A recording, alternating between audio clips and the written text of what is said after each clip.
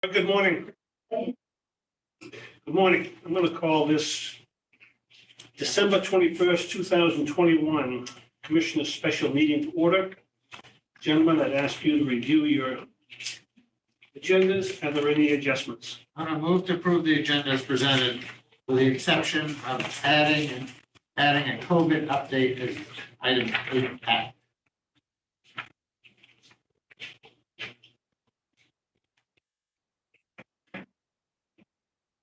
All set with that, John? Seconded. Motion made, second discussion. Hearing none, all in favor? Aye. Aye. We now have an agenda in order. This time I would ask, is anybody from the public who would like to make a statement? Dennis? Yeah, I apologize. Oh, I thought you wanted to make a public statement. Oh, no, I was just waving to Andrew Braley. I apologize. Oh, I thought you were waving. No statement. Well, I'm glad to see I'm alert enough to see a hand waving. Usually I'm not. Seeing no one who wishes to make a public comment, would now go to item 2 on the agenda. Move to approve the minutes of the December 7th regular meeting as presented. Second. Discussion. Hearing none, all in favor? Aye. Aye, motion carries. Item 3, good morning, Tim. We have an audit review from 2020 audit. Good morning, Tim. Morning. How is everyone? Great. Good. You're in Presque Isle, Tim. I am. Any snow up there yet? Not much, but it's coming tomorrow, they tell us. A good amount? Yeah, about a foot. Good man. About a foot too much. Paul and I both have a snowmobile. You gotta get up there and get going. Last year was a bummer. Yeah, I know they're itching. Okay, the floor is yours, Tim, for your review. All right, great. I'll be brief unless there's any major questions. So looking at the 12/31/2020 audit, the audit went very well, as usual. The audit opinion is mixed, as it usually is. We have an adverse opinion on the governmental activity side because of GASB 75. GASB 75 requires you to record a liability for other post-employment benefit obligations, for which in your case would be health insurance. That requires actuarial work, which would be cumbersome and expensive to have done. And as a result, you don't do it. So thus you get an adverse opinion. There's really no adverse consequences to getting that adverse opinion, because all your other opinions are unmodified. So it says, essentially our report says that you haven't done this actuarial work, so that everything else is good, except for you just haven't complied with this one standard. And that has been in effect for 2 or 3 years now, and that's been the same case every year. So, and that will continue to be the case unless you choose to spend the money and hire the actuary and go with and have that done. But it is an expensive proposition to have that done. Do you want questions as we go or at the end? No, if you have questions, feel free to jump in. Yeah. On that note, is that typical of counties in Maine? I will say Penobscot is the same situation. Municipalities that use Maine Municipal Health Trust have that provided for them. That's part of their package, so to speak. If you're not using Maine Municipal Health Trust, then essentially you're on your own. So if you were ever to switch to MMEHT, then you would have that done for you. And when you say there's an expense to that, is that a 4-figure expense, 5-figure expense? I mean, just, I have no idea, but I would bet that it would be in the five figures.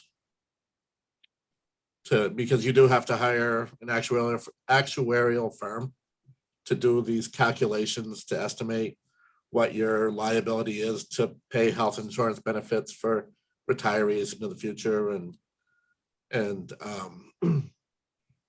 actuaries are Yeah. they're limited in number. It's there's quite a process to it. I mean, similar to an audit. So I mean, honestly, I have no idea, but I honestly believe it would be well into the five figures. Yeah, I think it was, I can't remember if it was 10 to 12 a year, but 10 to 12 sticks in my head because I Yeah. say that because I think it was good for 2 years, Tim. I think the actuarial report was good for 2 years at that point. I don't know if that's changed, but Yeah, it's something that would have to be updated frequently. You couldn't have it done once and then use that and, perpetually. and is there not enough consistency between counties to do something similar to MMA? Because that's the first time I see that kind of. So what Maine Municipal Health Trust does is they hire a firm. It's Charian is the firm they use.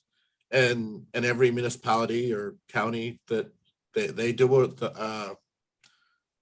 everyone gets their own report. So it's part of their package and it's built into the cost, I assume, but so it is a unique report for each municipality.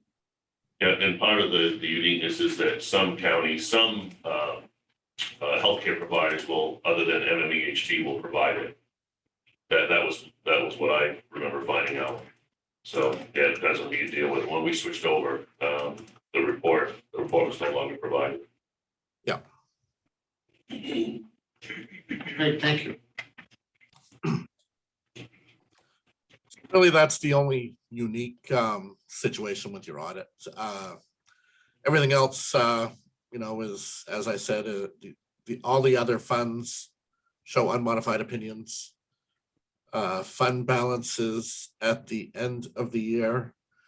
You did end the year with a deficit in your general fund, unassigned deficit of $143,000. The overall fund balance was 2.19 million. 2.2 was committed. 99,000 was what they call non-spendable. That was prepaid. So there was a small deficit in the unassigned side. Overall fund balance for the county was 4.4 million.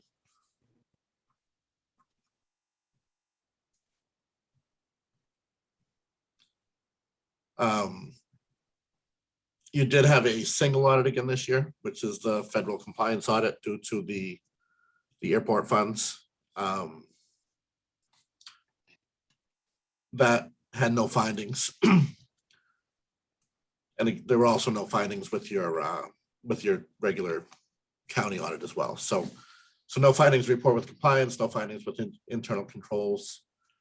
And we also anticipate the single audit will continue on for at least 2021 with all of the COVID relief funds that you'll be administering through the county. And the other thing I'll mention is that there were very few adjustments required.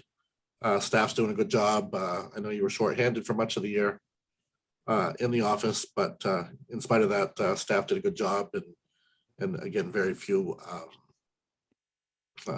adjustments were required to get the audit wrapped up. So any other questions? Again, that's just a brief overview. So with very few adjustments, basically what you've seen in your internal financial statements agree with our financial statements. So I have a couple of questions. I always gravitate to the notes. Yep. And in a couple, page 18, you mentioned a couple places, the county does not have a written policy for interest rate risk, and above that for custodial risk of those.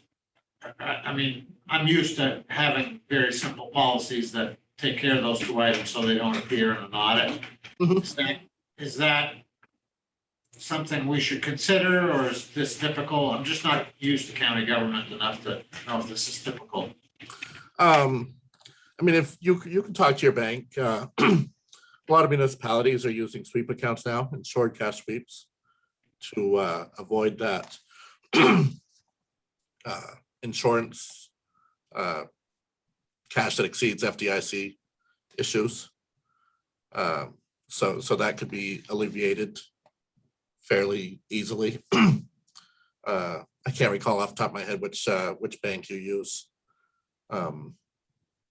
But most banks do offer the insured cash sweeps, where basically they'll maintain a checking account with $250,000 in it.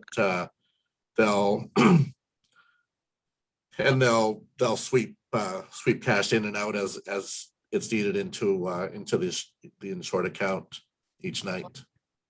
The audit points out that we don't have risk. Right. Yes, thank you. What it does point out is that we don't have a policy. Which, Tim, that would fall under internal controls, correct? Right. Yeah, which is something, has been in process for a while, and due to complications has not been completed yet, but it's back on the, Okay, so back on the Right, and list. that's what I was gonna say is the other part is to establish the policy to get it done, so. yeah, I mean, a lot of these policies are two sentences. Very, Yeah. yes, very simple, Yeah. yes. Yes. So that's, Unfortunately, there's a bunch of them. well, there's actually not that many. Well, not that many in the audit, but for Yeah. internal controls, it's, from how you deposit cash to, how you take care of catch cash, credit cards, warrants, payables, receivables, all of that, so. And I noticed there was talk, I don't have it started, but there was talking about a fund balance policy. It says we don't have a policy, but this is what we do. So actually, we have a policy, we just gotta write it down. We That's have, how I take this. we have something established, a little more established than the rest of them, but it just hasn't been completed yet. Okay, so if we do those, those very simple, what I view as simple, that comes out of the audit, right? Right, that would change the language. That would change the language, and I guess my question goes back to, is this typical? Sometimes there's reason not to have policy. I can't think of what it would be at this, written policy, I can't think of what it would be at this point, but, are those negatives? Do you view those as negatives? I don't view it as a negative. Generally, in this day and age, everybody sees their bank as safe. So Well, this is typical. yeah, so it's normal. Thank you. Everything else for me was pretty straightforward. It seemed like just Yeah. normal audit language. Yeah, Tim does a good job going through it, and, it works out well, and, yeah. John, do you have anything? Tim, I'm all set. Gentlemen, we okay? Yeah, so Could you- because I think this is sort of a formal Yeah. presentation. I'm gonna move to accept and file the 2020 Hancock County year-end audit as presented by Tim Boytress of Chester M. Kearney CPA. Seconded. Any discussion? Hearing none, all in favor? Aye. Aye, motion carries. Chair, just while we have him, Tim, is there anything specific to point out on the UT audit, or basically the same verbiage? It's, That was my next question, if you wanted to go over the UT audit. Well, I don't know if oh, you I have had me here. I just like, I don't, my questions are very similar, but I do think we should have a short presentation. Yeah, no, and I was prepared to do that. So, again, the UT audit, very clean.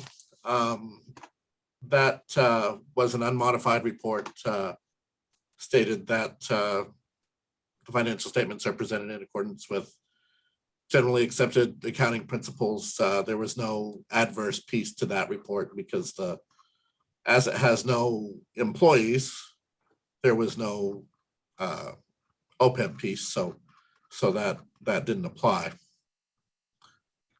The UT fund balance, this is June 30th, 2021. Fund balance at year end was 1.548 million. 761,000 of that was general fund, 349 was Blue Hill TIF, and 437,000 was Hancock TIF. And Tim, Again, very few adjustments, if any. And again, nothing unusual. This one is usually a very, very clean, simple audit. The UT audits are generally very, very Short and sweet. I hate to say simple because no audit is ever simple, but as far as audits go, the UTs are probably the simple ones of the bunch. Having no employees, it makes it a little bit easier. Eliminate some of the expenditures and so forth. So, Tim, why is TIF referenced in the regular audit and also in the UT audit? Isn't TIF a UT to the exclusion of the regular county budget? Isn't TIF exclusive to the UT? the TIF funds are through the UT. The county does have some of the TIF funds come through the community betterment funds, and also just part of the note disclosures to state that the TIFs do exist. Okay. That's what I was wondering, you saw that, but yeah. Yeah, just to recognize the responsibility, the fiscal responsibility of the commissioners, correct? Say that again, Scott. Oh, sorry. The reference in the county audit is sort of a GASB requirement or a county principal requirement to acknowledge that there's a fiscal responsibility of and accountability for those funds. Yes, that's right. So in the UT, they're actually separate funds, and they are major funds of the UT. Right. And yes, just as Scott said, that is just noting the fiscal responsibility of the county over those TIF funds. And my comments are the exact same as they were for the county audit. It just mentions a couple times, no formal policy exists on this. Yep. And again, I gravitate towards the notes. That's where I usually start, and then Yep. feedback into the financials. I personally would like to see some of those, and I could help with some of those policies, because I've seen, at least I could provide some what I think are models. They're very simple. They're, most of the time 2 sentences, and it would be kind of, I don't know, it seems to me it would clean, that's not the right word, but it would remove that language, which somebody could see as us not having a policy when we actually do. It describes what we do. So I think that would be an easy one. Yeah, that would be fairly simple to Yeah, that's establish really, policy and clean up. So we do our reports on internal controls. If that was something that was significant weakness, material weakness, significant deficiency, that would be reported in our report. And there was nothing there that rose to the level that required reporting as a finding or a weakness or anything like that. So, well, that's the point here, is that it does not point out any weaknesses at all. yeah, so, It points out the opposite. It just says no formal policy exists. That's right.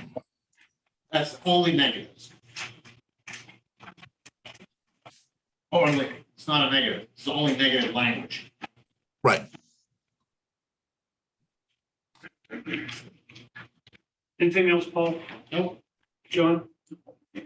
And I'm all set. Okay, so I'm going to move to accept and file FY 2021 Hancock County UT year-end audit as presented by Tim Poitras. I'm sorry, I'm butchering your name. Poitras, That's right? fine.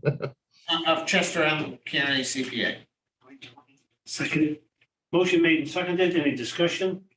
Hearing, This is the FY 21 audit, right? Correct, 6/30/21.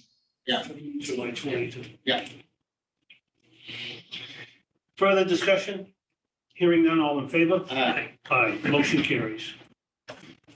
Tim, thank you for joining us this morning. My pleasure, thank you. Thanks, Tim. Let's move on to Kitty and John. Good morning.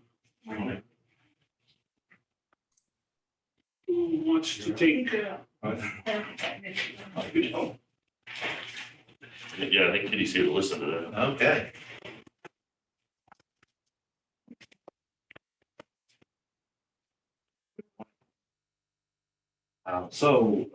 Quick update, we wasn't at the last meeting, so I think I provided a report. So if I repeat something, I apologize. So we had another open forum a couple weeks back, and it was, lightly attended, I would say, but there were a few more newer folks, which was good, and there was a set of folks from Central Brooklyn, because they have a project that's really moving forward, so I think you'll see that next month from us as a presentation to say, okay, probably one of two that will say it's a good project and there could be funds available for that that would help move that project along, help support that project. So that'll come next month. There's also, Tim, excuse me, I don't want to preempt that, but is that a contribution that would complete the project or would get them in line? get them in line. For grant funding or something? Yeah, exactly. There's a couple out there in different buckets along that line, right? Some that you may be able to fund, that's all they need, others that are gonna be just kind of seed money, so to speak, that'll help to move the project forward. We have had conversations with a few new towns, which is good, some that have, Winter Harbor, Goldsboro really haven't started a broadband project, so it was helpful.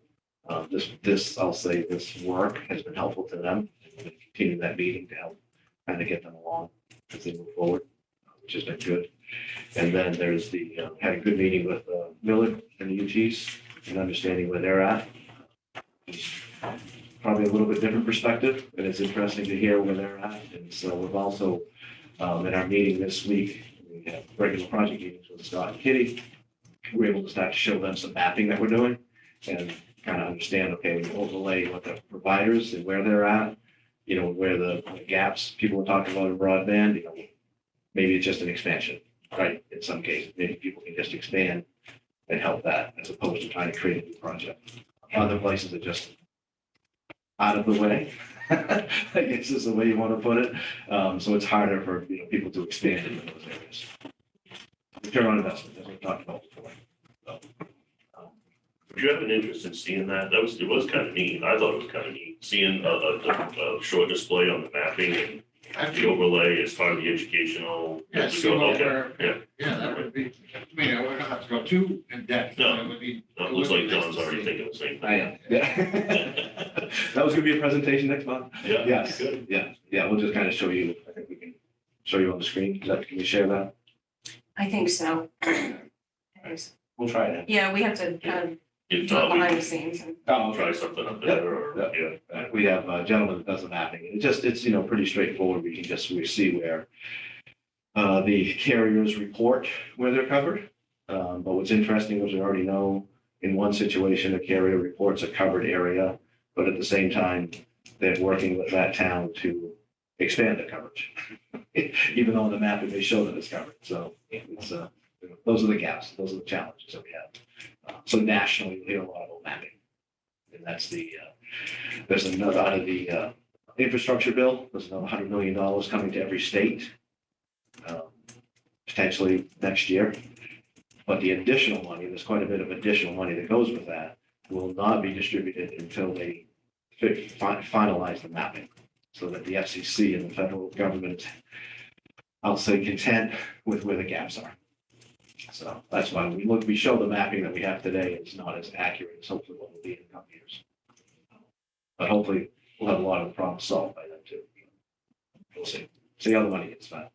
So UT was a good example. The survey is out, and so every time we talk to a town that, isn't really participating in a broadband project, it's pushed two things, the survey and the speed test. And those are starting to show some results. Just talking in Franklin was another one we talked to yesterday.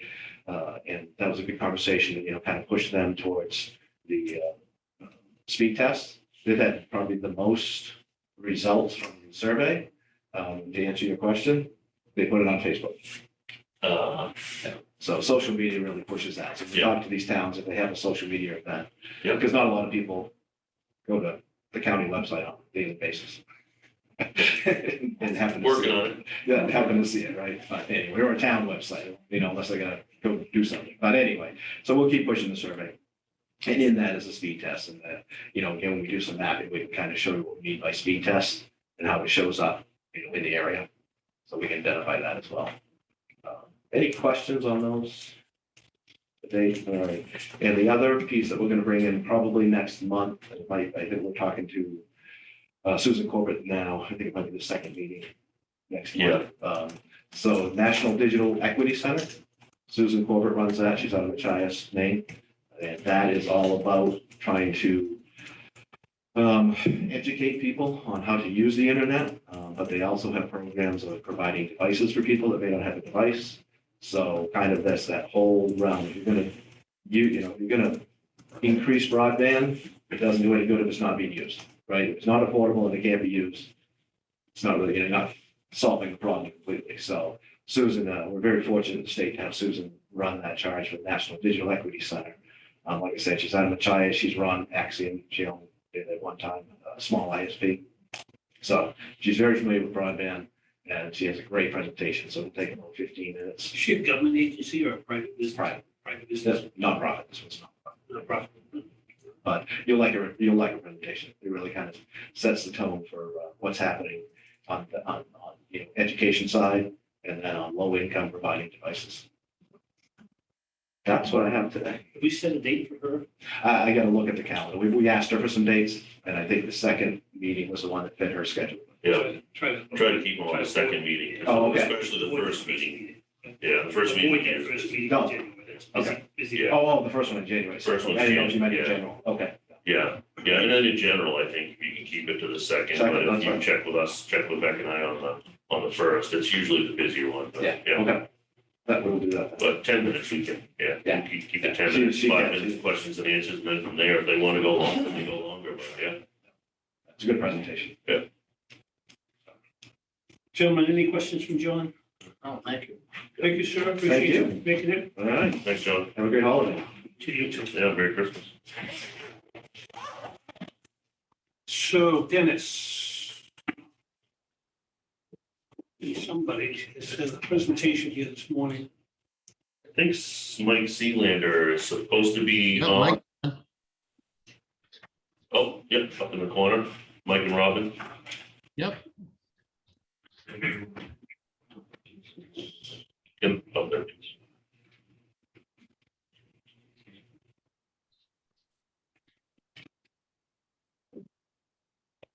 So is Mike, And who's going to take the lead on this? Mike? Mike, can you hear us?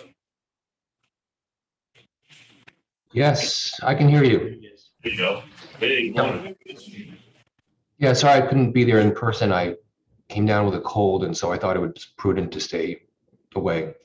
Thank you. Mike, Do you have the board there? Yes. Okay. Yeah, John, I'm going to try to set this so all three of us can see it. You might not be able to see Mike.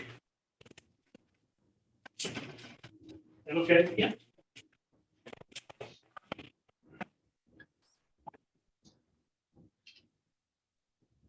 So what you're looking at here is a sketch of a new handicap parking space, a handicap accessible ramp to the sheriff's office, and a reconfigured employee entrance stair. And what we've done here is basically show that we can do some grade manipulation in the parking area. And then from that parking space, have an accessible route to the current sheriff's office entrance. Okay, Mike, so that we understand here, have you altered the existing wall or is that just the way it is? We have altered the existing wall, and the idea is to actually reuse or to use the existing granite blocks, just reconfigure it. And the reason why we did that is the way the parking is arranged. You know, if you're in a car and you want to park at the handicap parking space, we basically wanted to get rid of any sort of, blind point, so that when you back into the parking space and then back out of it, there's better line of sight than what is there now. So I'm looking at this, what appears to be a dark line. Is that what's been altered on your wall? The curve, it appears a little darker. Yes, that dark area is the extent of the wall that would be rebuilt. Yeah. Is, so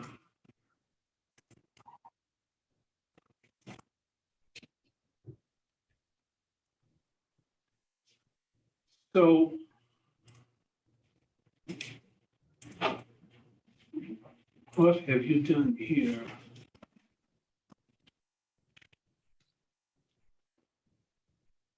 Oh, yeah, so this is the existing stairwell. So you enter in, you ramp up here, and this is the platform to the sheriff's office. And then there's, I'm sorry, the ramp is here. There's a flat spot, a landing for code, and so this is your handicapped entrance. This, I'm assuming, is either a walkway or a ramp to the stairwell. Oh, wait a minute, that doesn't make sense. Your platform to the sheriff's department.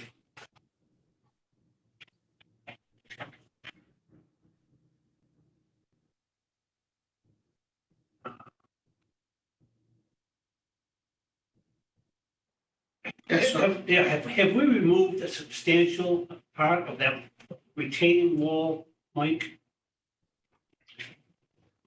Yeah, so what we did was we built the ramp a little further back from where that retaining wall is right now, in order to just make it a straight shot from right to left. And so actually you're getting a little bit more room in the parking area. There's sort of like a buffer between, where the cars are actually, where the parking is striped right now and where the ramp is. So you basically have you can think about it as like a kind of a sidewalk type of area, so that when you come out of your car, if you're going to take the stairs up, you can walk between the cars and the new retaining wall and right up the stairs. There's enough maneuvering room there. Doesn't that wall go? Well, that's what confuses me. That wall. That wall, Oh, I see what he's doing. Moving that back. Yeah, I think this is a walk, this is like the sidewalk he's talking about. can you show us where the existing wall is right now?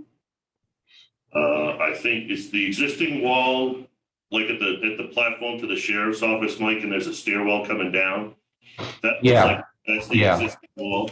It goes further, right? So the sidewalk, the edge of the sidewalk as we drive into park is sort of where the current wall is. Yeah, actually, so where we've rebuilt the retaining wall in that curved fashion, and then you can see that it heads left for about 8 feet.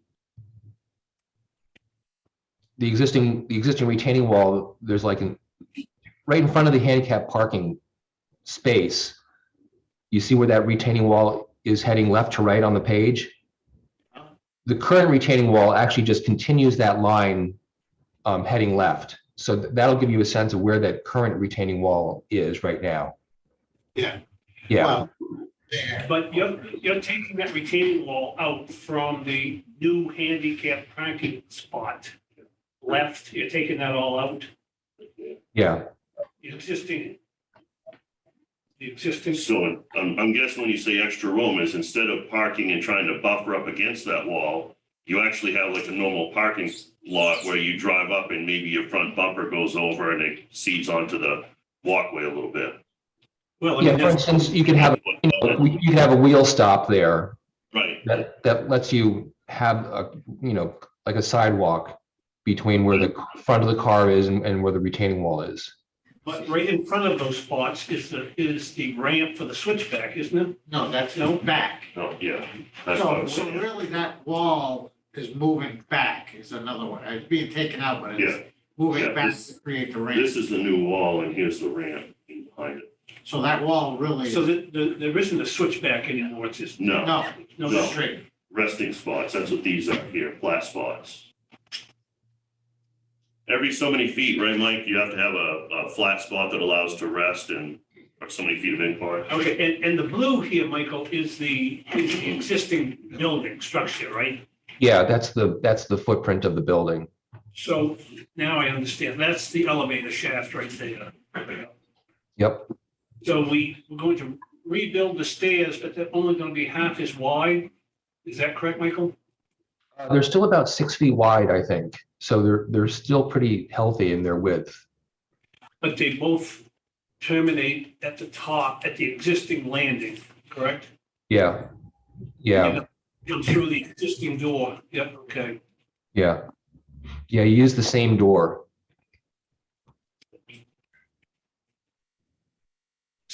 So, okay, so okay, so the wall that's there now is gonna be taken out, you're gonna use you say the blocks, and just push that back 6 feet? Yeah. What we'd like to do is use as much of that existing granite as possible. I mean, it's really nice, block. So, The existing wall, which is here now, is gonna be back here. Yeah. And it'll elevate a foot every 12 feet.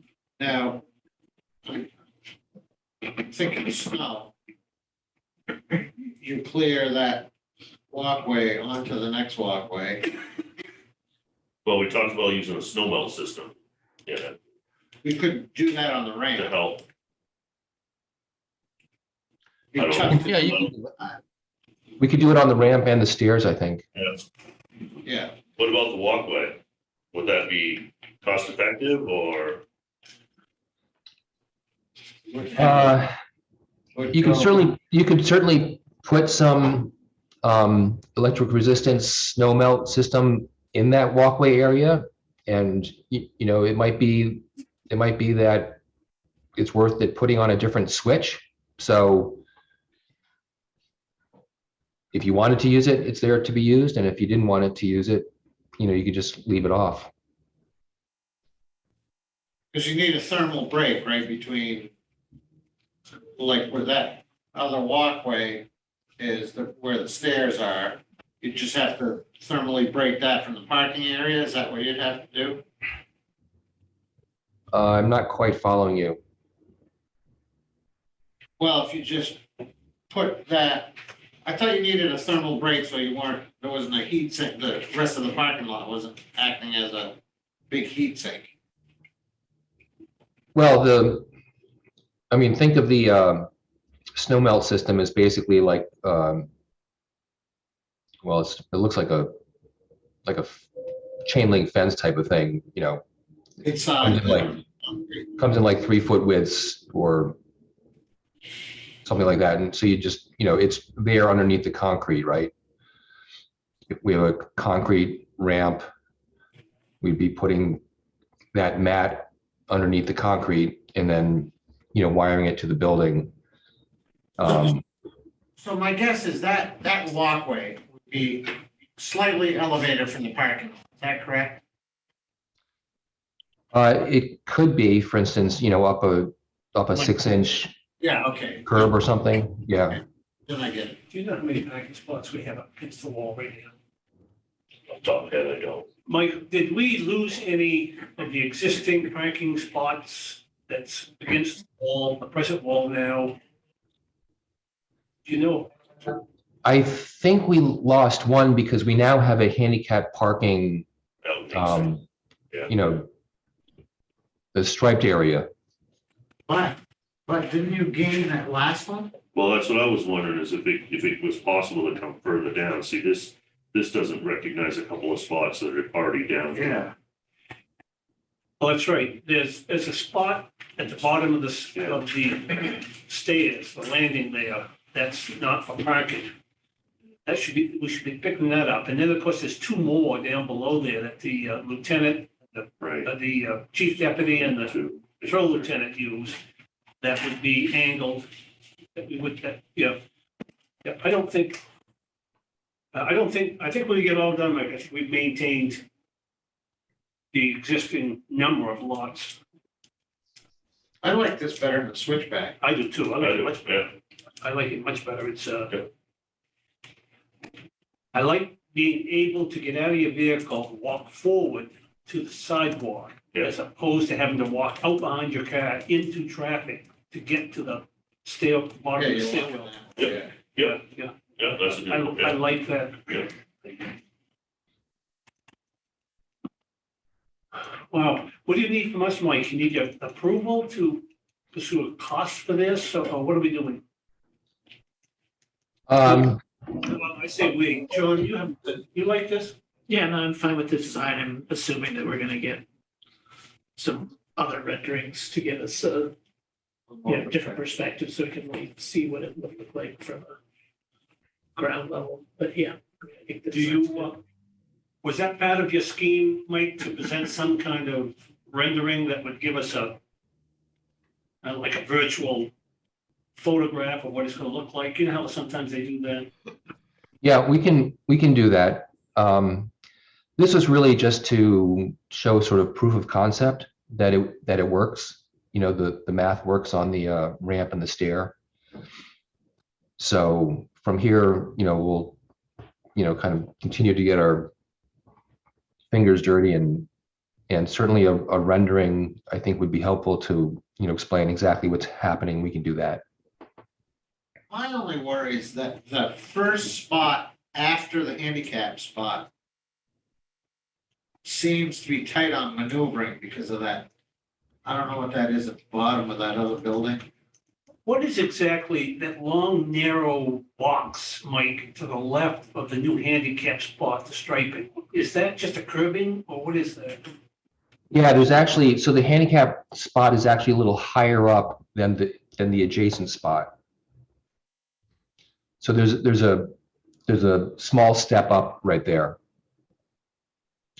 And Paul's comment was, it seems like whoever parks in the first regular spot after the handicap is gonna have to account for that curbing. Yeah, I think we can make it work. Now, But I know what you mean. It does look a little tight, like you're making a pretty tight right-hand turn to get into that space. and this line down below on, what are we doing there? We putting new curbing in? Yeah. And basically what we're trying to do is to, sort of warp or manipulate the ground as gently as possible. And with the old jail house right there, it seemed like the best thing to do is actually to, put a curb in front of the jailhouse so that we can more effectively sort of manipulate the grading. Well, how critical is that? Because what happens, you've lost a couple parking spots there by putting that curb in. How critical is that curbing to your grade scheme? I think it's probably going to be predicated on how important is it to have that stoop that's right against well, because there's a door right there to the jailhouse. Does that ever get used? That is really the main entrance for I say Maine, I stay using the front door in the summertime when they have gas, but that's the main entrance for all other business, I would say. And I'll tell you, Mike, maybe you're aware, there's been some renewed interest in the restoration effort on the jail, so we're certainly not gonna be able to remove that stoop. And I know that's, the staff, and like when they do visits and so on, they're using that stoop all the time. Yeah, that's something that we'll have to, give some attention to. I take it that curbing is gonna be up there, that standard 5 inches, whatever that curb, whatever the height of the curb. Yeah, Yeah. Well, that would be an issue that we might want to revisit, Mike. I'm not sure, is that, I guess I gotta understand how critical that is to the scheme, because that, to me, that would alleviate some of the problem of backing out of the first 2 spots, because you don't have that to contend with that curve. And so, let's, Might be able to change that angle a little bit. But anyways, you just have to play with it. and I take it that box, handicap box, that's probably your standard required dimensions and all that, Mike. yeah, Is that van accessible? That's just one spot, right? right. Yeah, it's a van accessible spot. Van accessible. What about the point that Paul raised? Do the commissioners want a raised walkway, or do you want to just pavement, same level, In front of the parking, in front of the way you park? Yeah, I'd say raised. I would Keep the too, vehicles yeah. Getting into the. Exactly, yeah, then you wouldn't have to put your bumpers up there, I mean, keep the standard height, right? keep them off the sidewalk. Did you catch that, Mike? Yeah, and I think, but snow removal here is gonna be a challenge. Well, it always is, honestly. But, Well, we talked about that with Dennis before on whether or not we want to cover it. And he preferred to have it this way. No, I don't see, I mean, I'm talking about the parking area, I think that's actually an improvement for snow removal on the walkways. But the part that, that if you, difference in grade between the handicap and the regular, Mike, I didn't understand, what's the grade difference? I would almost think that would be not compliant, but, Between the flat walkway and the parking lot. right, and the handicap spot. see, there's a grade difference. That was I that think curve. between this Yeah. and this. Yes, yeah, he said that there is a slight, that's why he's got the curbing that comes out between the two. And my guess is because of the slope. Yeah, it's really just like a 6-inch difference. So you can see the TC is top of curb and BC is bottom of curb. Yeah. So you go from 6 inches to, well, it stays about a 6-inch curb. Yeah, 52.58 to 53.08. That's half a foot. Would we be better to grade that off and avoid the curving and the drop, or? Well, I think, again, as we continue to refine it, we'll, I think, discover areas to, just improve things. So, Yeah, this is conceptual. Yeah. This time. Yeah, I was just We're looking and nitpicking. kind of hoping you wouldn't say, no. You wouldn't say no, that's all, but yeah. All right, Well, he knows how to turn a stand without saying no. Yeah. Mike's pretty clever that way.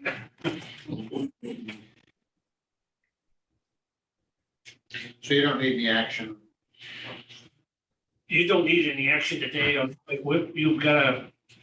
no, it sounds like this is the route that you want to go down, and there's places that we're going to be able to improve things. I'll continue to work with Dennis to just for any sort of technical things that come up, and we'll work on renderings to give you a better sense 3-dimensionally what's happening. So Michael, just so we understand this, the stairwell on the right that comes in the side door, not the sheriff's office door, but the side door. When you get from the handicap parking, there's an elevation change or, Oh, in other words, how do you get from that ramp? well, you get, there's a 7-inch, that's ramped up to the first set of stairs on your left. Is that correct, Michael? Looks like 7 inches. Yeah, from the handicap parking space, we are heading uphill towards the ramp, going up the page.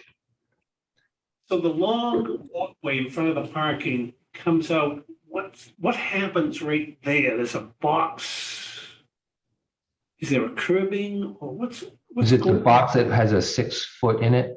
Yes, Yeah, so that's the first, actually, that's actually the first part of the ramp going up. We've got 6 feet of horizontal distance where we're coming up 6 inches right there. from the parking lot to the handicap, top of the handicap parking lot. Yeah, so you see that on the bottom side of that 6-foot rectangle, there's a BR 53.22, so that's bottom of ramp is at Yes. 53.22. When you get to the top of the ramp, you're at 53.72. So we've been able to gain actually quite a bit of ground by going up. Basically, it's a curb cut. But that door is not an accessible door. No, not, Yeah, you go in, but that's the accessible entrance. that still allows us Yeah. regular access. It's not. Yeah. I learned yesterday that that's not socially acceptable. We can't call those handicap accessible anymore, so I don't know what. Anyways.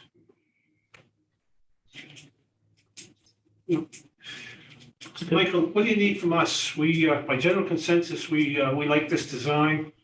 Few features perhaps we can discuss again. Yep. Yeah, I'll try to put together a schedule for when we can have the next, iteration, probably sometime in January. And I'll share that with Dennis and we'll do some work and get in front of you again. Great. It looks to me like the timing might be good for getting finished renderings and seeking bids for the project and starting in the spring. What's your opinion? I know everybody's busy, but I'll take a look at that. Yeah, it seems like there's time, but let me work on a schedule. and obviously at some point we gotta get a figure, a ballpark figure of what this project's gonna cost for us, so. All right, gentlemen, anything further with Mike? No. Paul, you all set? Thank you, Mike. Mike, thank you very much. Thanks, Mike. Thank you. Good, Bill.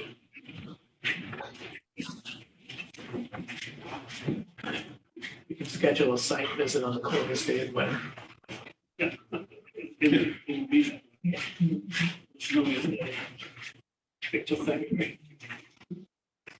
Well, you guys are ahead of schedule, in my opinion, because you get to this point.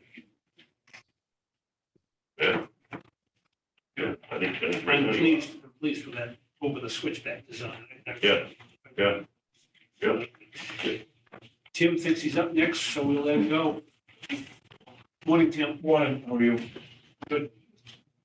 Just keep the discussion going on the jail camera upgrades. We're still in need of it. It's been expressed by the staff a little bit of it being becoming a safety issue. With cameras going in and out, the recovery process, we're only 2 weeks of storage. It really would have come in handy with our contract tracing we had with the COVID outbreak in the jail a couple weeks ago. That would have been with just one staff member. It wasn't bad, but if we would have given the inmate population, it would have been a huge. help to have that, be able to review that system from outside of the control room. We can see it in our admin offices to try to keep everybody safe. That's where we are. I did gain three proposals. I know that we have to go with a formal RFP when we're all done. Because I'd still like to find a way to put this in the ARC fund or whatever they're calling it. I think it'd be a major. I know other counties have been able to use it for that because of the COVID contract tracing has been a big part of the process. That's basically all I have is that we're 7 years old with the system. We got to turn down resolution so we can get 2 weeks, but it's really not real clear. We have no volume. We have no audio recording in it, which I'd like to. Our upgrades have got that proposal in it. When you say proposal, what do you mean? I just reached out to see what ballpark was going to cost to have 3 local vendors, just to see what, an idea what it was going to cost. Okay, so I gotta caution you right now, though, to keep those to yourself. Mhm. Yeah. Because that's gonna interfere with a competitive bidding process if you, it's unfair. Yeah, so, yeah. Yeah, no, I had a conversation with county manager saying this, I just want to know, just to prove that I can't absorb it in my budget. I was hoping that if something was in there, we could go out and we could look and try to keep it within the budget, but. Yeah, this You is just- back of the napkins. Yeah, yeah. Right. And you had the discussion, it's one thing for our architect to give us a ballpark figure on what we should be looking at. It's quite another to ask proposed vendors to submit a cost without a competitive bidding process. That's right. That's what I told him. We don't have an RFP yet, just an idea. What do you think we need? What do you think we should have in here? Because there are standards that we need to meet. We just can't have. Now, some jails have already used this art money for this. They just put a $500,000 system. Kitty, you've been involved somewhere in this? Starting to get involved, and I think that Scott and I are going to start to pull out those key components that talk about contract tracing. Yeah, that's what I went back just to Yeah. kind of finalize this is what we're, I asked Tim to draft up a memo to kind of go over some of these points. It really was more of a memo to inform you of the commission of what's going on, but at this point, so with seeing all the different aspects, I would like to see the commission give approval to start an RFP process, to develop one to bring back to you to put out there. Well, I gotta say, I'm in support of using our funds to do this. In fact, I think this is exactly a project that our funds were meant for. You know, contact tracing is very important, especially in a jail. And I, to me, this is something that would be close to impossible to absorb in an annual budget, maybe. Right. It would have to be a multi-year thing where we build a CIP and I don't think we have that kind of time. So I fully support using ARPA funds for this. I think that's why they're there. Well, the funds are in place, can be used anytime. If you determine the need is there. Well, I think we've done that. We've got 4 or 5 projects here that I'm slowly bringing your attention to, just in consideration of art monies in the total picture. And this is one of them. The jail locks is another one, which is going to be a much larger figure anticipated. We've also got the communications project down in the sheriff's office. HVAC is already in play. That's a no-brainer when it comes to whether the use of COVID money is acceptable. That one is spelled right out, and actually in reaching out, we found that, that one may not be as expensive as we originally thought. So this is just one of those projects that we're really, if we don't take advantage of the situation we're in, we're not doing due diligence, so. But are we accepting the fact, because Tim, we have a lot of confidence in his discretion is telling us there is a need, as opposed to, you know what's wrong with the system up there right now, John? I don't either. I mean, I know it doesn't work well, I know whatever. Do you know what's wrong with it? Well, specifically, no, but it's been described and it makes sense to me. You need good video and retention of video through, camera video to especially in this population. And I see it for jail staff is hugely important.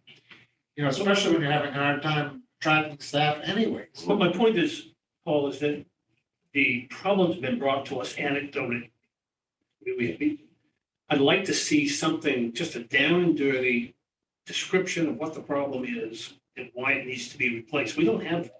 And I'm not asking for a multi-page document. I'm simply saying, okay, give us the technical problems with this that need to be corrected, and it can only be corrected by replacing. You know, And I can be partially blamed for that because I should have reached out to Tim sooner, but yesterday he did send me that document, and I was working on getting it tweaked to get Kitty involved in the ARP and other fires up here. So that has been drafted, but in short, I think you put in that document, this was, correct me if I'm wrong, or maybe you're best to describe it. It was self-installed 6, 7, 8, 10 years ago. Yeah. Lieutenant Shepard and I upgraded it since I've been here with just through the online buying some cameras to put on. And then we're running dual recording services. We're running 2 screens, just hodgepodge it together to make it work. But now we're at the point that it did crash in August, and that put us with no visible recording of any exterior doors, some kitchen areas. The control room officer just could see what they could sit in the seat and see is what was being watched for the control room officer. Half the facility was down with the camera system. Shep and Chuck worked on that and got that back up, but we knew it was a temporary fix, and right now it's going. But we're at a point that we need to upgrade the system, just because I have not made it a priority in the last 7 years. I've been trying to limp by. We had other issues we've been working on. But now we're at the point, this is a big thing. And with COVID concerns, I think that's something that we need to control our population, because we have quarantine blocks, we have population scattered throughout the facility. It's rotating daily, and the staff is here a lot. We just don't have a set schedule anymore with it. Down on personnel, with the staff's working several hours, some are working, 4 or 5, 12-hour shifts. How much time do we need to develop the RFP for it? Shouldn't be I too long. don't think it's gonna take us awful long to draft something up. Jim, I think today, we're ready to approve the jail going up to RFP for this project. Good. I would like to just ask, though, that you provide us with a written document telling us the technical difficulties and why it needs to be replaced, just for the record. I don't want to be faced with saying, I have better discretion in Tim's discretion than I do, a better faith in Tim's discretion than I do another department's discretion, who just brings us information anecdotally, okay? And I can forward that to you, Chair, even this afternoon, that Tim has already done that, again, but I wanted to tie that into a lot of those points, if not all of them, into the final document that allows you to feel comfortable with authorizing, all parties comfortable with authorizing our fees. Why don't we And just I keep all that ready? think the only thing the chair is asking, you've come before us, outlined this during the budget, and you touched on it. And I think you're just Mr. Chair's just asking for a document that summarizes that. And he did, and I just didn't get around to sending it to you We can before put that today. at the beginning of January, we should be all set. I don't know how, Would you want to move to authorizing John about We RFP? should develop the RFP. Yeah, so I'm gonna move, how about this? I'm gonna move to support the concept of using ARPA funds for jailhouse camera upgrade and moving to an RFP process as outlined and recommended. So we're just moving to that. We're not approving the RFP. Seconded. I think approving the funding mechanism, you might be jumping the gun on that, but I think we're pretty much decided that that's what we're going to do, but Well, nevertheless, I'm just supporting the concept. So I will have you a written RFP review. You want me to do it the first of I know the first one is gonna be a big meeting, or it's gonna be forward to you, but through Scott, through email. So why don't you work I with think Scott on the timing? sooner the better, and, yeah. Uh, If we get, My personal experience is that when you give us an RFP, whatnot, a lot of times it's so technical and whatnot, we have to trust that somebody knows what they're doing and it's what you need, so. Well, that's why we have county administrator. And I don't think there's gonna be a lot of discussion, so I mean, Right. Chuck has been involved. I've asked what we needed to make sure that what was, so I'll have Chuck involved, Lieutenant Shepard. so you worked with Scott on the timing of getting that back to us. And we'll take action on that when we get it, okay? And my guess is that there's models out there, right? There certainly is on a larger scale. Yeah. I'll reach out today and a recent one that I know that took place. So. Thank you. Okay. Then all that left. Can you vote on Oh, yeah, we didn't vote. Oh, yeah. No. That's kind of. If there's no further discussion, all those in favor of the motion? Aye. Aye, motion carries. Thanks, Rebecca. And just the last thing, unfortunately, we had an officer of 12 years has resigned, decided to go in a different direction. So I'd like to accept the resignation of Correctional Officer Michael Pulaski effective December 11th, 2021. So moved. Seconded. That is a shame. It's, Mike is, like you said, been to 12 years, very experienced, very knowledgeable. He was supervisor for a while, wasn't You just can't replace the knowledge. I mean, he? Institutional knowledge is. Okay, all those in favor of the motion? Aye. Aye, motion carries. thank Anything you. else, Tim? No, I'm all set. Thank you. Okay. Morning, Sheriff. Good morning, gentlemen.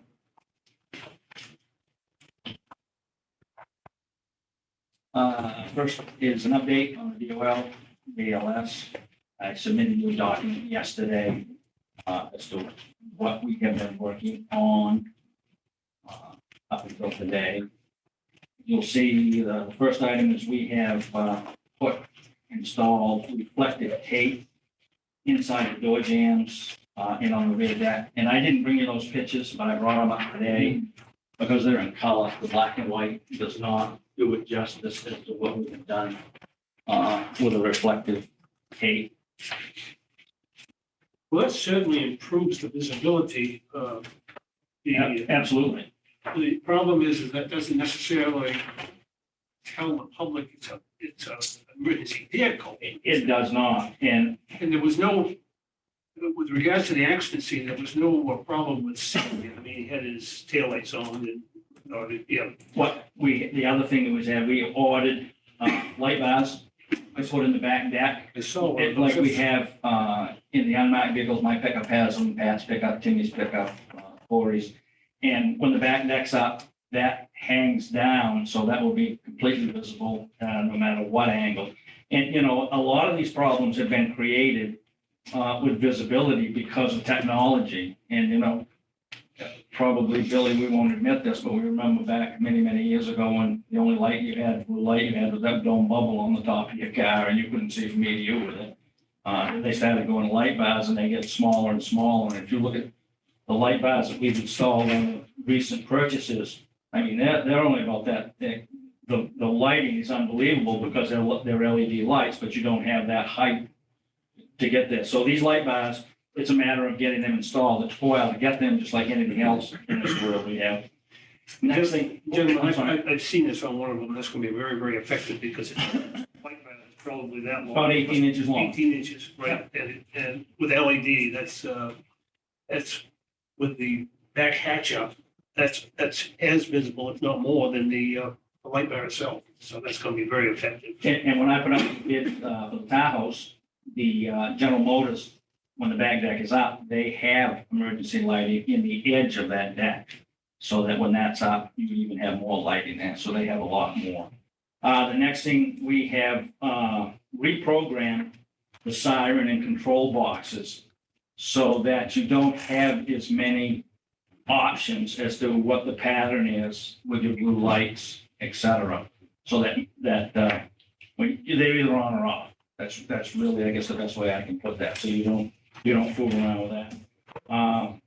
We have a new policy that has just recently come out. We haven't approved it yet because I haven't gone through it. And then there's a safety training that will be available in January that all deputies will be mandatory to take that and be familiar with that. We've researched reflective vests If anybody wants to model it, just step right up. These have lights on them. I don't know if I'm a fan of them or not, but they have a light feature on them. With those Why light don't up. you put that on for Jennifer? Put that on. No, Put that on, Jennifer? No. You put it on, so the Jennifer. I do need one. See you walking. No. So that those, and again, it's just like everything else, you gotta remember to activate the damn thing. So those things will flash. You can have a flash pattern, you can have a solid pattern. So that's how those will work. These are, just like anything else at this point, they're extremely expensive. Well over $100 a piece. The next piece that we're looking at is a light that would go on your shirt. It would clip under your lapel. And it has different patterns that you can use for that. It's magnetic. This goes under the lapel. And ouch, that clamps. And there are different patterns that you can have. You can have solid, you can have flashing, you can have many different ones, or you can push the button right, I guess. And again, all of these things are great, but Gotta remember to activate them. thank you. You know, it's just like body cameras. One of the drawbacks of body cameras, unless you physically activate it by hitting it, it does you no good. The difference between these items and, what we have for the in-car cameras, as soon as you activate your blue lights, that activates your voice pack, your battery pack on that. So that's different. These do not have that feature. So that's where we are with those. And as soon as we can get the rest of those light bars installed, we're going to do that. The one feature, the one issue I see though is that both of those, the vest and that light, become somewhat ineffective if you're bent over Correct. away from traffic. Correct. And it protects you from the waist up. And if you bend over, whatnot, the rest of your body is hiding the. Your sides. It does not completely wrap around your sides. The other piece of this that concerns me is if you have this on at night, this flashes, this may take away part of your night vision. Yeah. Looking to your left with that LED light flashing. I know a couple of the deputies that have already test driven these said that will give them a blind spot or that will blind them momentarily. Especially if they're wearing glasses. Correct. So, but these are around $100 a piece. These are well over $100, those vests. Those are what we're looking at to consider for those. What's the standard vest cost? They're, I think it's $75, something like that. It's not that much more. No, and if we're looking at safety, how big a price tag do we want to put on safety? Well, my problem is that if they get nonchalant about turning it on, and all you've got is just a regular safety vest, you paid over $100. That's right, and I don't think this is as bright as the ones we have. I don't think it's quite as, I don't think the color is as vibrant as it is on the ones that we currently have. And the ones that we currently have has a reflective date that says sheriff on it. Those types of things that I like this one does on the back. So those are the two features plus the light bars that we, and the tape that we looked at, so. I saw, I wish I could remember where I saw it, but I saw, a lot of law enforcement wear vests like that when they get on. But there's also, like, firemen have, on their turnout gear, have some reflective on their pant legs. They do. And I've seen their uniforms now that have reflective on their pant leg. Is that? That's nothing that we have researched and, we get our uniforms, our day-to-day uniforms, there's 511 that manufacture those. And I suspect there's probably something that way. But you're really looking at two different scenarios in the sense of a firefighter. When they've got that on, they're going to fire. Yeah. Okay, when we're out and about, you may want the element of not being seen. Oh, So it's really kind of consider that. two different things. Yeah, and if you want it to be seen, that's just something else to put on. Correct. Yeah. So, Yeah. I'll tell you something else, Scott, though, and you and I know what I'm talking about. Over the years and whatnot, there've been times when we've been amused at how involved fire departments want to be in traditional, I mean, I heard the other day about five times going to a cardiac accident. So, all right. But anyways, they want to be involved and whatnot. Now, I really would like to see you take advantage of them assisting officers because they love to do traffic control. And the night that, the morning that Luke was struck, there was linemen on the scene. And I'd like to see a better, maybe a re-emphasis with these people. If you want to come to the scene, and form something that really assists us at the scene and coordinate their efforts. We do that, and we've done that for years. I know when I was patrolling on the peninsula, I had a great relationship with the fire departments out there, and I didn't have problems with them showing up. I never had problems, never had a problem calling them up and saying, hey, look, I got a tree down across the road. Can you help me out? Can you take care of it? All those kind of things. Never any question about doing that. And several of the chiefs have, in light of the incident that we talked about, have reached out to us and said, hey, listen, whatever you guys need, whenever you need it, let us know. So that part of that has already It's been good. I'm glad to hear done. that. Yep, we really have over many years developed great relationships. There are a lot of very, very good, talented, dedicated fire chiefs in these volunteer fire departments that help us out tremendously. Any more questions about those?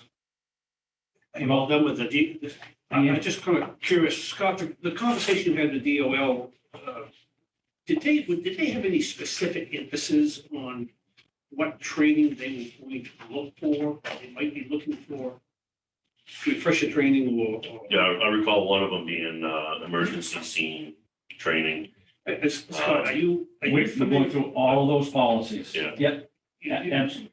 I guess my question was, if they came in next March and said, what did you do for training? They would be satisfied that you met what their intent was. Do we know? How does the sheriff know what they want? He wasn't there at the meeting.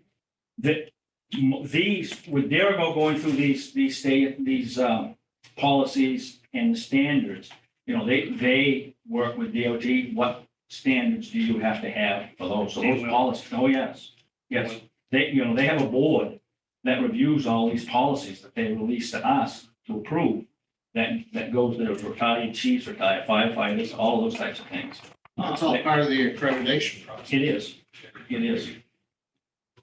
But for all the money we paid, I wish they'd identified the hatch up issue before it became a catastrophe. Yeah. Very good. Let's move on to your. Accreditation. First, I'm gonna move to accept the sheriff's report as presented as a memo dated December 20th. Well, we have the other half of that, item 2. You notice item 2 there is the accreditation report. Oh, I'm sorry. Let's hold off on the motion. Yeah. I'll withdraw it. And I sent you a document that I got from Derigo as to the status of this. And I also sent you what we have spent so far, both for Derigo and for Power DMS buying the software, and what we have expended using Dick Bishop. Not all of that money that's there, $768.66 is for policies, for policy review. The majority of it was Pat used him with some OSHA issues, which obviously they're very good also. At the bottom, you see on the project review that you have there, that Derigo recognized the tragedy that we had, and really, we were offline working with them for the month of September, and October and November. They're going to extend that contract and give us credit for those 2 months so that we don't lose that. And as a matter of fact, at 10:30, Dick Bishop and I and Sean O'Leary are going to review another batch of policies to start going through. So even with losing the 2 months of working on them, speaking with Sean, that we are moving along very nicely. And Scott, year 1 for Power DMS, you got negotiated quote of 4381. It turned out to be 4661. Can you tell me why that additional 300? that's what the bill came through from. And I don't know why there was a difference there. You said in your letter you negotiated. You didn't put a firm price on them? I don't have that document on me. That's what we paid. Well, I know what you paid, but I know what you told us too. It's the difference of $300. I'm just curious, is it additional $300 for year 2 or is it more? I mean, That is what we paid for this year. I'd have to go back and get you what year 2 is going to be. I think it is the same, but I'm not 100% sure. Well, I would think you would want to nail this down because you voted to one and you'll do something different, but. Yeah. Have you had your evaluators up yet? No, the evaluators will not come up till we get all the policies approved and that's really a last step. And I think those evaluators are gonna be local, so they're not gonna be up here. Costs for hotel rooms and meals, et cetera. There's an evaluator in Bar Harbor. Just to share the accreditation process, Ellsworth is dangerously close to being accredited and Bar Harbor MDI is dangerously close behind them. You mean In that process, they've been in the process much longer than we have. So what percentage do you think we're at in terms of what you've reviewed? I would say, talking to Sean, that we're around a third of the way done because we're still in the policy approval stage. And, I just listened to this morning, talking about policies, how important they are. This is an example of what we're trying to do is get these policies in place so that, we can better train our people and that everybody. So what do you think your goal is? My goal is by the end of next year, to get to be completed, Commissioner. That's what my goal is. 2022. That's my goal. Hopefully, we don't run into any major snags. Yeah, it's usually a 2+ year process. Correct. Yeah, I know Elda's been working on it for, I think it was somewhere around 3 or 4 years. But what you really have to do to get through this quickly is, quickly is not, maybe not a fair way to put that, as efficiently as we can, is have somebody dedicated, have an accreditation manager. And, they don't have one, Bar Harbor doesn't have one. I've been able to dedicate a high part of my time to this, so we've had an advantage that way. Is Bishop going to have to work as much next year and the year after on this? He'll be, we meet roughly every 2 weeks for about an hour and a half with Sean, and prior to meeting with Sean from Dirigo, Dick and I'll get together and go over the policies that Sean sends to us that we review with him a few days later. So Dick and Pat actually met last week for about half an hour and went through some policies, and we're scheduled from 10:30 to about 12 with Sean today. I think there's 10 policies that I went through and think that they're okay, and Dick and I and Sean will go through those, make any changes that we need. The only changes really we can make is if it's an MLEAP standard or if it's a academy standard, we can't change those. We can't vary for them, but there are a few things. For example, in your uniform, you allow them to carry certain things on their gun belt, things like that.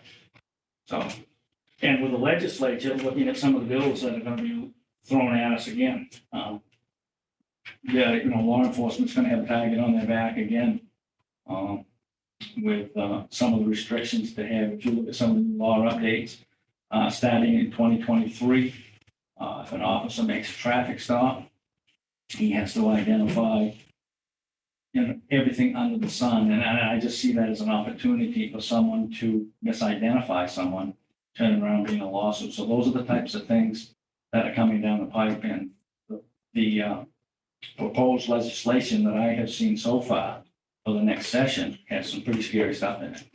I'm sure they'll go after qualified immunity again.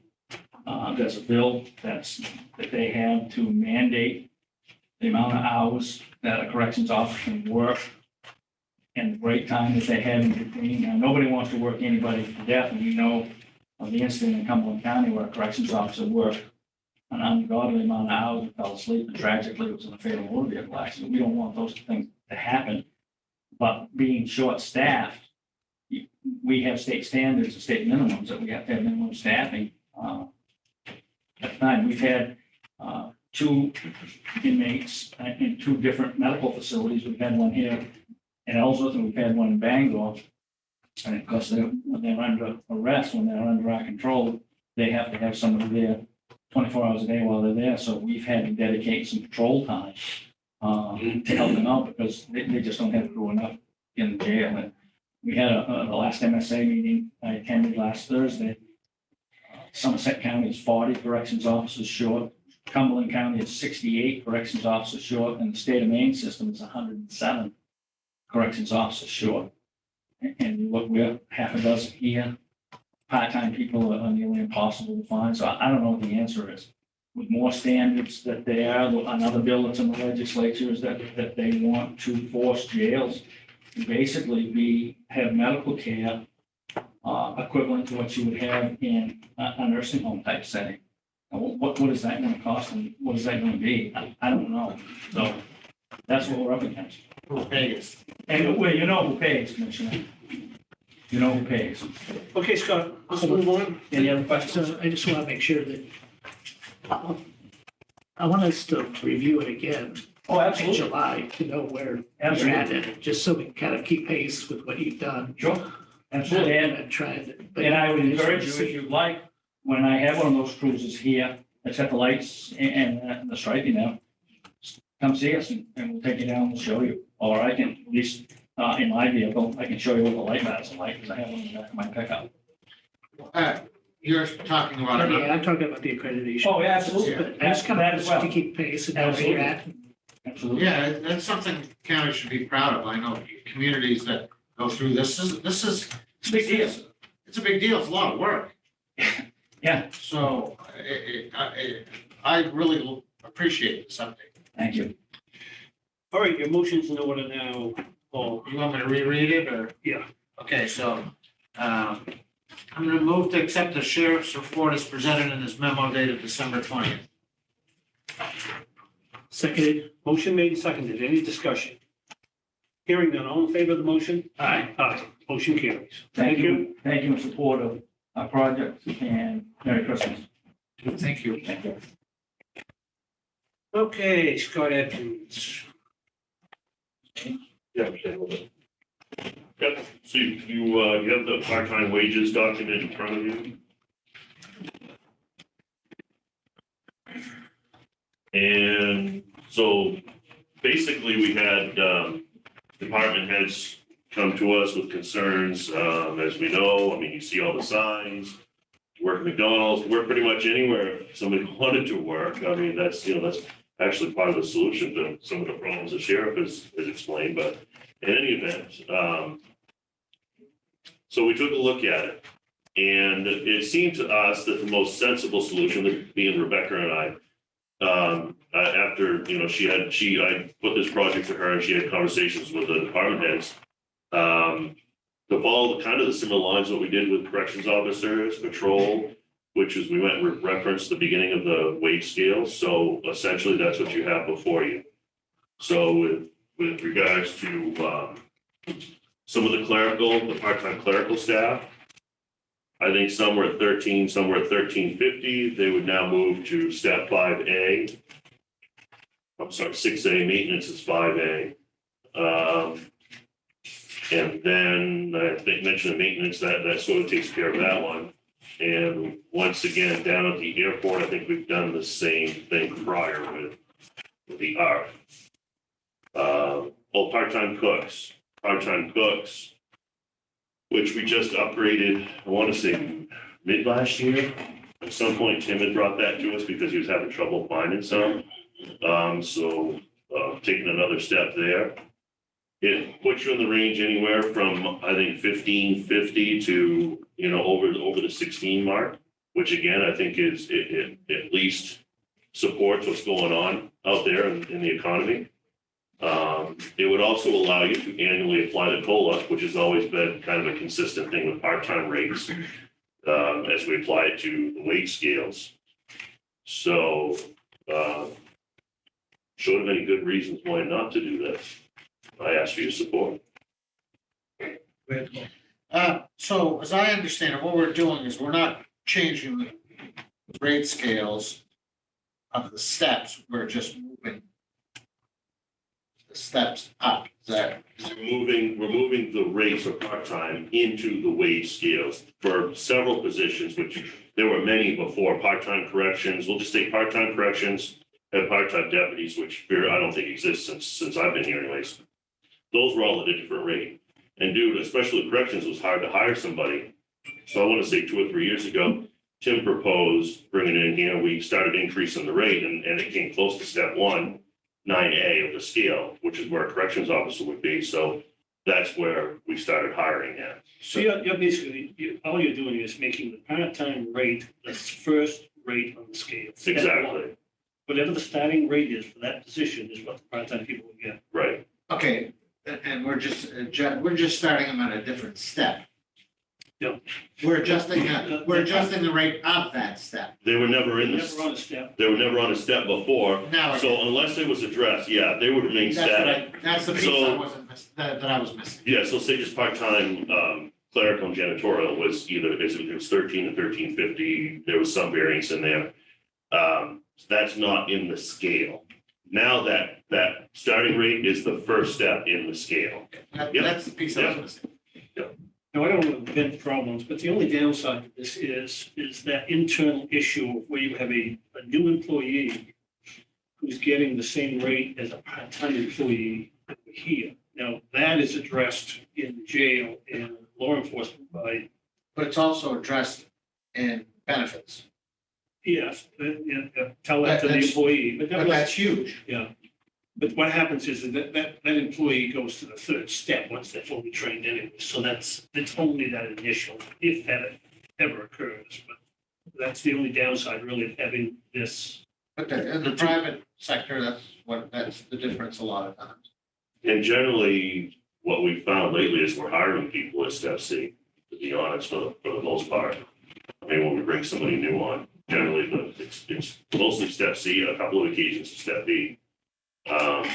So, yeah, so is that, Don't get step C until you've been to the academy, right, Tim? That's what we have, yes. well, that's in that particular department, but if we were to bring somebody on in maintenance and they came, Dennis is on it, and they came in with experience, Dennis would meet with Rebecca, and we may take a look at it, and he'd come to see me because of the starting rate being low, and he'd say, well, can we start at least B or C, and same thing, DA's office, and So if you understand what he's asking for, Yeah, I would just say in the future, whenever we do something like this and we have the steps in here, we like make a copy of the steps so that like, 6A doesn't mean anything to me. Might mean everything to you, Right. because you deal with it all the time. right, But like to me, that could be $1 an hour, that could be $20 an hour. I don't know what 5A is. So I'm sitting here going through, is this the jail contract? Looking at my thing. So I'm just saying it'd be easier in general when we do Yep. this, like just make a couple copies of the steps. Yep. yeah, sure, yeah, we can do that. Just- but, and you're right, because the part-time rate for deputies, which we didn't have, we did have, Bishop has been paid part-time rate since he got done and whatnot, but nevertheless, that's $4 or $5 difference from what we had. He's gonna be 23, almost $24 an hour come January. So, and his rate of pay used to be what, 16? That was, well, but that was changed, yeah, several, I know it. I'm yeah, a just few saying. years back, but yeah. If he wants to know where Right. these came from. they're- Right. Yeah. And I agree with you, John. I mean, it's nice to know that this went from $16 an hour to $18.50. Okay, so I'm gonna move to approve the 2022 part-time wages policy as presented and recommended. Seconded. Any further discussion? Hearing none, all in favor? Aye. Aye. Thank you. Do we have that original document? Rebecca probably has I'd it. like to sign it right now, Rebecca, while we're all here. You don't have to take this down.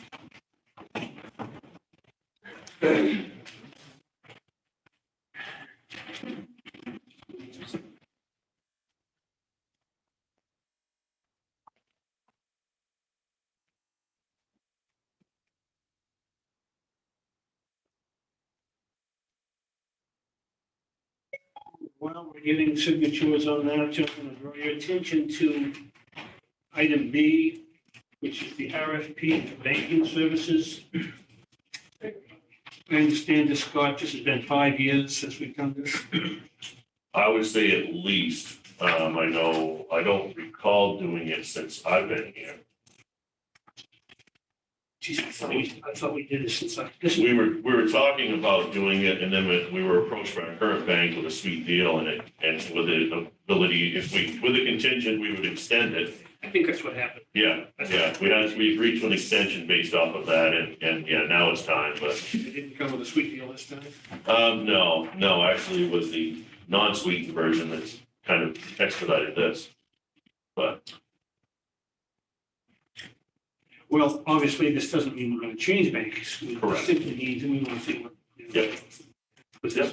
Yep, does two things. It allows us to take another look and an opportunity for some fair bidding after 5+ years with the county. And it can also confirm that what's going is good. Keep on keeping on. Oh, this is a healthy thing to do every periodically. I'm gonna move to approve the banking RFP and move forward with advertising as recommended by the county administrator's office. Second. Any further discussion? Hearing none, all in favor? Aye. Aye, motion carries. Thank you. So item C, in the hubbub of everything and, with COVID, I was forgetful and hard sometimes maybe intentionally on my own review. And again, as I keep getting reminded on my Outlook, I haven't done Rebecca's yet. But it also got me to thinking about a conversation we had before about, we had talked about maybe bringing somebody in, having a goal-oriented type session at the beginning of the year. So my thought process here is we tie our reviews into that. We make it annually. I think that's an important part of the process with discussing how we move forward. Whether or not you want to bring somebody in is really up to you, but I think we could kind of at this point do it on our own. I'm not opposed to bringing somebody in. I think we've got plenty of work currently that's going forward. And then in our review process, I don't know what to say. In our review process, at the end, we would like to draft up a document that can be done by the commissioners, that can be done by us, and you review it and sign it. But at least we would have something in our personnel files, which I think we deserve, good, bad, or indifferent, and kind of organized. Specifically, what would be the process? The process? Yeah. Well, I think we would all kind of bring some ideas to the table as to what we want to discuss. In a prepared format or just? It can be as prepared and formal as I think maybe the first one is open. I think a lot of what we discuss and what you want to see, we kind of. Okay, we talking about both you and Rebecca or just you? No, us together. Us, yeah. You could do something individually if you felt that was necessary. Generally, when you do my review, she's sitting here and we do her review, so. Yeah. They would be separate reviews. They would be separate reviews, absolutely, yes, separate documents, yes, yeah. Well, I like the idea of review. In Bar Harbor, we used a form that was very simple, a few sentences would meet with management to go over it. And then the chair would just sort of take everybody's comments, put it in one document. We'd have a half-hour meeting with, whoever we're reviewing, sign it on a personnel file. have you seen the form that we have here? No, that's why, so I'd like to see that, but I'm gonna share the form with you folks. But because I think it's important that that there's something in personnel file that keeps everybody honest, including the commission. And there's we do it, so I don't like the idea of a goal session and a review at the same time, because I wouldn't want to water down either one of them.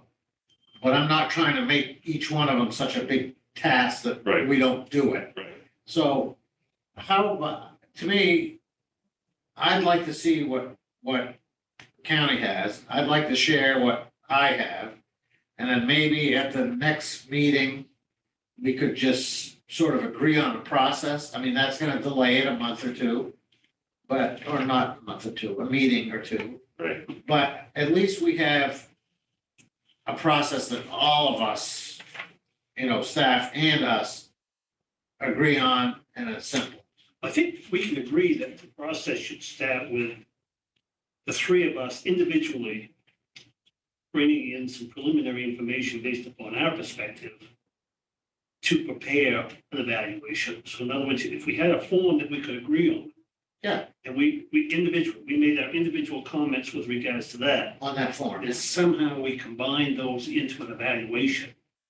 Is that the overall process that we're looking at? Yes, it's to take the three and develop it into one, which has historically been an issue. So I think the next meeting, if we could have your proposal, your proposed Yeah. list of questions, we could have the county one. Yeah. Put that together, draw up and agree upon a list of issues that we wanted comments from. Then take those back and set a date for when those have to be ready. Yeah. Bring those in, have an executive session, sit down and talk about Yeah. the comments that we all can agree to, or at least by general consensus agree to, and prepare an evaluation. Yeah. And if we do this at the time with Scott in attendance, it'd be like talking to him about these points as we're That, refining. So let's do that. Okay. I don't, it's just a matter of how quickly you can get us that list. I have, Yeah, and I'll send Very you, easy. yeah, So yeah, basically, the next meeting, we'll have that ready for us, and we can decide on which one of those topics, those that we want to incorporate into our. I have a day off coming soon and I will email those. Very easy. All how'd right, you manage that? It's Christmas. Now, as far as goals, I feel that it's important to have a facilitator outside of us who has experience in doing it. Not necessarily with us, but with other, okay.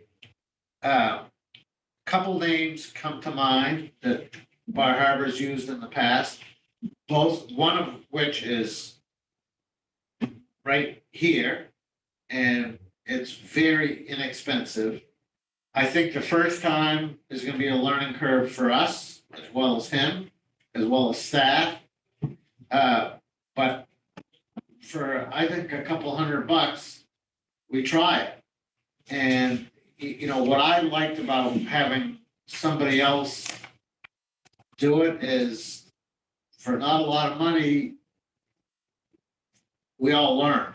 Right. Because I think it's gonna be it's certainly gonna be a learning process for me because I don't know how it was done here. But I found it productive. You know, what always came out of it was he'd draft a document that says, okay, commissioner or the council or whatever talked about this is what their goals are. I think it was really, really useful for staff because it was a document that said, okay, here's some priorities as opposed to trying to read the tea leaves all the time. Just an idea. I know the county really hasn't done that I know of in the past. And I don't know if it would be useful to, you know, our staff. What's the role of that facilitator? Really? Just make sure that nobody is, you know,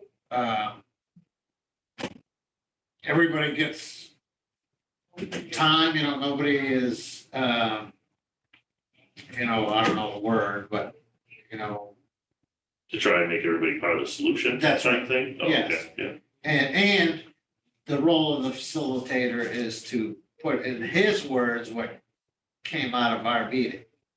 Because that's as interesting as anything. Right. So to summarize To yeah. summarize it, because a lot of times, we might come out of this meeting and you have a very different idea and we have very different ideas. And then once he brings that summary back, we approve it or alter it, or, you know, we don't involve it. But clarify, and I'm not trying to make this a big, huge thing. I'm actually trying to make it simple. I think, and Yep. my experience is that it worked well. Was the first time that I was involved, that I think it was the greatest thing? No. But after 2 or 3 years, it was a useful tool. And it helped with, you know, because the commission can change, staff members can change. there was some continuity, this document brought some continuity to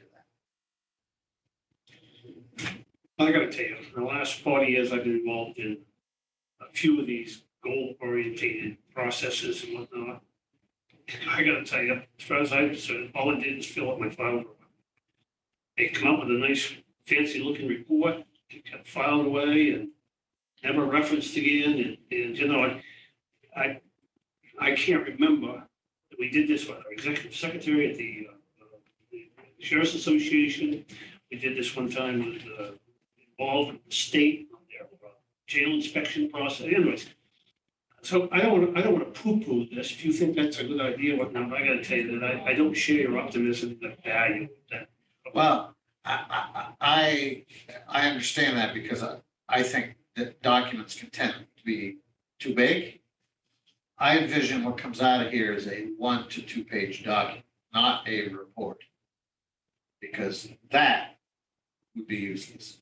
Anything over 2 page, any goals document that's over a page or two, you're absolutely right. It's going to, it's going to get put away and nobody will ever refer to it. And I guess I'm always in support of learning and having an opportunity that, you know, betters my position and betters the staff.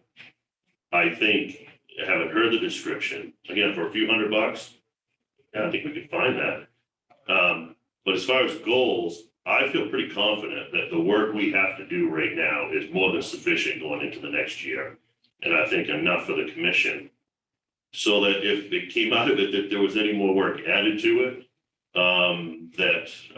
yeah, I think it would sort of counterbalance any productivity out of it. I almost feel like we just have somebody else telling us something we already know at this point. Yeah. That's exactly the point that I feel, is that Yeah. if you feel that Scott does not understand the goals you would like to get accomplished, that's exactly why we need to be heavily involved in this evaluation process. So Right. that when it's all done, Scott, you may think this is a great idea as far as accomplishing it. We think it's wasting too much of your time. We'd like to see you focus more here. That's the kind of, Yeah. and I don't see that coming from an outside source coming in, because they don't know, first of all, what we really personally would look for. And I gotta tell you, Joe, after a year of being chair and whatnot, and working closely with the staff and whatnot, you'll have that same sense that I'd like to steer Scott away from this more and into this more, and, you know, you have some personal sense of what you'd like to see him accomplish, and so you set your goals for him based upon your experience, not on some, you know, guy with initials behind his name. It's supposed to be No, and I guess I'm miscommunicating this because I'm not looking to add things. All I'm Right. trying to do is, and in fact, we might be subtracting things. What I'm looking to do is put them on a piece of paper. Periodically, we go over them and say, and sometimes some things on that piece of paper that is not a priority anymore for whatever reason. Mhm. I just think you talked about being good for staff. I think a little the opposite. I think it helps keep a council or a commission on track and say, hey, you said these were the priorities. Now this has come up. What gives?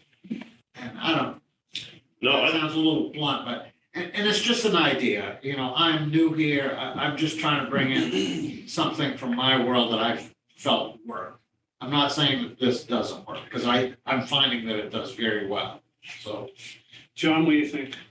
I think we should get into the habit of doing the annual review. That's what we're gonna do.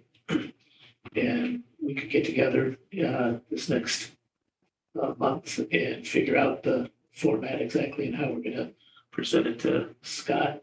Deal with one thing at a time. And one of the things that can come out of that will hopefully be a request for Scott to give us what his goals and vision are for the next year. Yeah. And we'll review those, get the time of the review, and we can make comments and suggestions at that point and try that for this next year. And I agree with that. Yeah. And so I'd like to see that by the next meeting, we have those, your list and the county's list. And we come to some general consensus on what the list is that we're going to address, the individual components. Then we take our time to go back and make comments on the components that we want to comment on, not necessarily all of them maybe. And then schedule an opportunity after that to come back and try to put together one evaluation based upon all our comments, general by general consensus, and complete the evaluation process.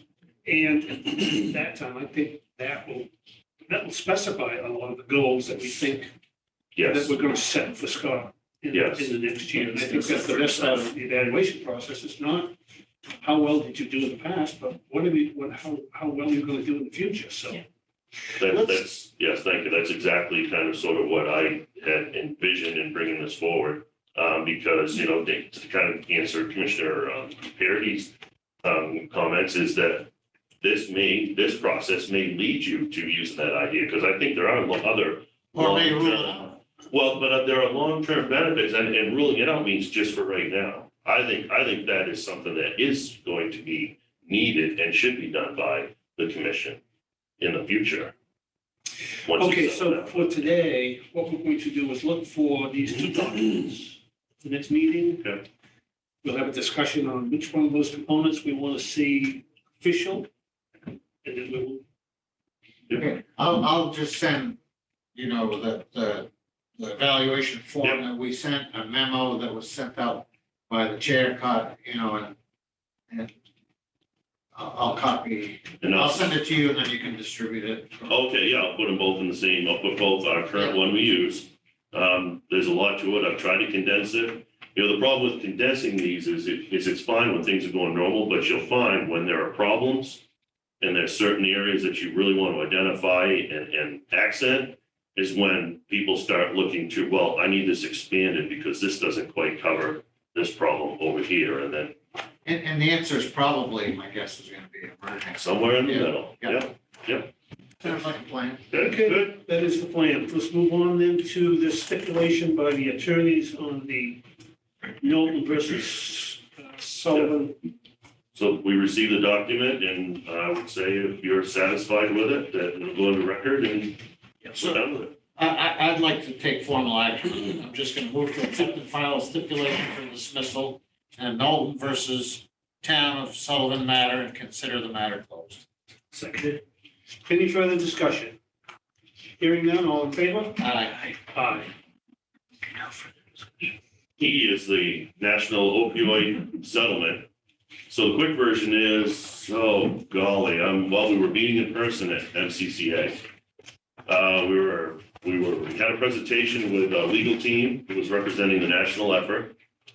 Kind of, you know, hey, sign on, we'll coordinate resources and we'll go after all this free money and so on. The reason that Hancock County did not sign on is there was some concerns, as we heard of a couple of counties that had joined. They didn't realize the level of work, staff work that was going to be involved in obtaining a lot of the evidence. So that was a turnoff. There was also, if I remember correctly, there was some uncomfortableness with, you know, essentially going after the medical community. At that time, it really wasn't defined as to how deep this effort would go. You know, so for reference, we've got Maine Coast sitting right here, and our own medical community certainly didn't want to put, you know, any local doctors on this list. So this is, I received, so bring it back to present day, so we chose not to. Several counties did. Present day, I received a phone call. I received this email or letter prior and kind of set it aside.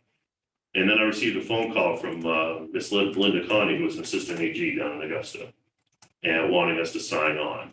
So we made contact by phone and I asked her some questions, and essentially with regards to the evidence piece, that's already done. This is settlement. What it boils down to is the more people that sign on, this is across the whole nation, the bigger piece of the pie Maine will get. The bigger piece of the pie that Maine gets, the bigger piece of the pie the state of Maine gets, but it also funnels down the bigger piece of the pie that Hancock County will get. The only drawback on it right now, as she described, would be, having to record and account for the allocation of these funds, the spending of these funds, which we do all the time anyway, so that's no concern. I want to say this deadline is beginning of January to sign up for it. So I need to go on to the website and sign up if the commission wishes for me to do that. This information sheet, did that come before or is this something new? You got it dated January 2nd. I can't tell what the date is. Oh, the January 2nd, I think that's the deadline date. That's probably why I jotted that down. 22. Yes, yeah. But is this the latest opt-in provision? This isn't the. Yeah, if you look at the back of it, you'll see that, they should see that that's from Ms. Connie. Right. Yeah, So this isn't the original one that required us to submit a lot of documentation. oh, no, that we never received, that I can recall, never received anything. We had contact information and we never followed through because of the reasons I stated. Okay, gentlemen, what's your pleasure? I fully support this because I think the jail is impacted Yeah, tremendously by opioid crisis. I think it is. I see it every day in my establishment. I think, I don't know what the answer is, but something's got to be done. Yeah. And I think that, and whatever is done is not going to be inexpensive. So I move to authorize county administrator to sign up, participate in the national opioid settlement. Second. Scott, do you believe you can sign on behalf of the board? I believe I could, but I was going, so part of what I remember reading in there is whoever you put down needs to. So I was going to coordinate with you because I figured the chair would want to probably sign. But then we have the change in the chair coming up possibly. I'm just so. curious as to the motion would be insufficient if you found out once you're online that it required one signature. So I'm just wondering, It references that, and I haven't been online yet, but it references in there that whoever is the one authorized to accept these funds or documents leading to these funds needs to be the information on the website. A lot of times they'll have multiple contacts, so. what do you think I need? Anybody that we designate can sign? Yeah, again, I mean, I operate as a representative of the commission by statute, so. Yeah, but if you prefer for the chair to sign, then. I'm just wondering, I think it's, Paul, it'd be prudent because we're not going to meet again before January 2nd. So it'd be prudent if your motion said for the chair to sign, for the county administrator to sign, Okay. unless in the event it required the chair. And that would be, if he finds out he can't sign it and I have to, then I can get it signed. I'm gonna move to authorize county administrator and or the commission chair. That do it? Then that's all you need. Okay. And I'm going to rely on Scott to sign it unless something prevents him from doing it. Right. You okay with the motion? Yes. Motion made and seconded. Any further discussion? Hearing none. All in favor? Aye. Aye. Motion carries. Who has to make clean it up then? Beck, you want to take this one? Sure. So over the weekend, the 6th District Court took action to lift the stay on OSHA's enforcement of the ETA. All right. So basically what that means is we're back where we were. We have to have the mandatory vaccines or the testing option for employees. The deadlines that were in the original emergency temporary standards have shifted somewhat since they passed. It was originally December 6th or something like that. Now it's January 10th and February 9th. So we have a little bit of time. But we should also bear in mind that it's very, very fluid and there is likely to be court action that will reverse this. So it's again, sort of wait and see. I mean, we've put ourselves in a position of being pretty well ready to go when we have to. Right. And the other thing that concerns me is the availability of testing in our area. It's not, well, it seems to be changing. So that's something we kind of have to watch, and that's really nothing that we can organize right now because it's so inconsistent. Do you think the manufacturers are making an effort now to speed up the, like, the home testing and, I mean, those are scarce right now. I'm just wondering if they're ramping up production on those. I would think so. It would be a good business decision. Because if we had till February, what we haven't done, we're gonna have to do though, is really develop and approve a process to meet this requirement. And there are some components in there that we need to talk about. And I don't think, it doesn't necessarily have to be done today, but if you wanted to take a few minutes so that Rebecca had some general consensus about what should go in that procedure, she could develop it for us. And testing is one of them.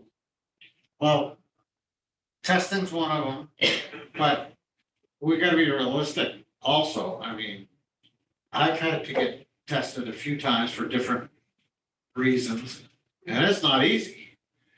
It's, you know, it's, Well, so I hate to make requirements that are just about impossible to meet, which would be very easy to do in this case. Right, and it's the rapid testing, it's my understanding is that, you know, it's hard to find, or going to Walgreens and or wherever, you can't find them, but.